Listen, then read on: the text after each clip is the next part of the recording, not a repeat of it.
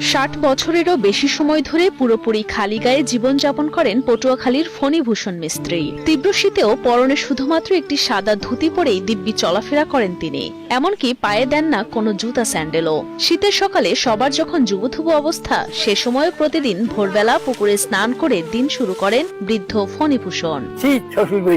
সাধু কাকারে আমি ছোটকাল থেকে দেখি যে উনি আসলে ওই যে খালি উদ্লাগাই থাকে, কখনো কোনো সময় জামা গেঞ্জি এটা গাইতে দেখি নাই। কিভাবে এত শীতে সে খালি গায়ে থাকে? 82 বছরের জীবনে কখনোই চিকিৎসকের শরণাপন্ন হননি বা কোনো ঔষধ গ্রহণ করেননি বলে জানান ফণীভূষণ। কোথাও যেতে হলে কোনো যানবাহন ব্যবহার না করে পায়ে হেঁটেই তিনি পাড়ি দেন দীর্ঘ পথ।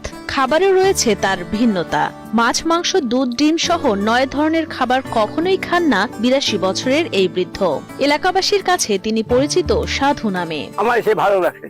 আমি এই 82 আমি পান তামাক বিড়ি সিগারেট এই রকম ডিম মাংস গরু 9 ভাগ খাই নাই। আমার এসেই মালিক আর উঠতে রাখছে। 82 আমার গায়ে হুল ঢুকায় না, একটা বড়ি খাওয়াই নাই।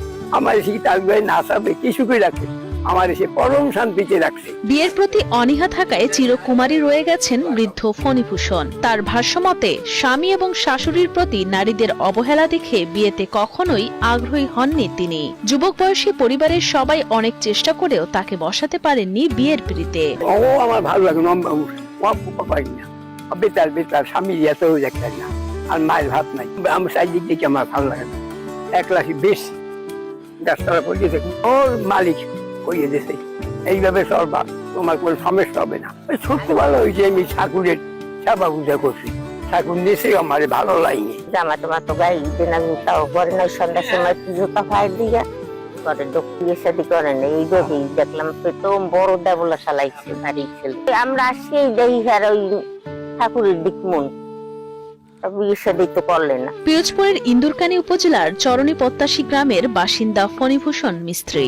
স্থানীয়রা জানান, ছোটবেলা থেকেই বড় ভাইয়ের সংসারে রয়েছেন ফণীভূষণ। 20 বছর বয়স থেকে স্বাভাবিক জীবনযাপন ত্যাগ করেন তিনি। মূলত সৃষ্টিকর্তার প্রতি অগাধ বিশ্বাস থেকেই এমন জীবনযাপন শুরু হয় তার। বৃদ্ধ ফণীভূষণের এমন কঠোর জীবনধারায় বিস্মিত হন এলাকার অনেকেই। আমাকে আগে উঠে সকাল উঠে আন্দা থাকতে ওই গরু লামায় গোবর লামায় সেইবার স্নান টেনান করে আসে, আজকে ওই ঠাকুর ঘরে যায়।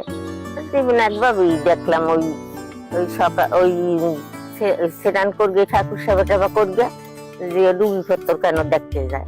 বড় বাড়ি, বড় ঘর, বড় তালা সব ভাবিয়ে দেখুন নদীর বাড়ি বাসা, 5 তলা, 7 তলা, 10 তলা, শেষে ফিরতে হবে গাছতলা, তালায় বসাইয়ে রাখবে না। আমার সে বেশ শান্তিতে রাখছে।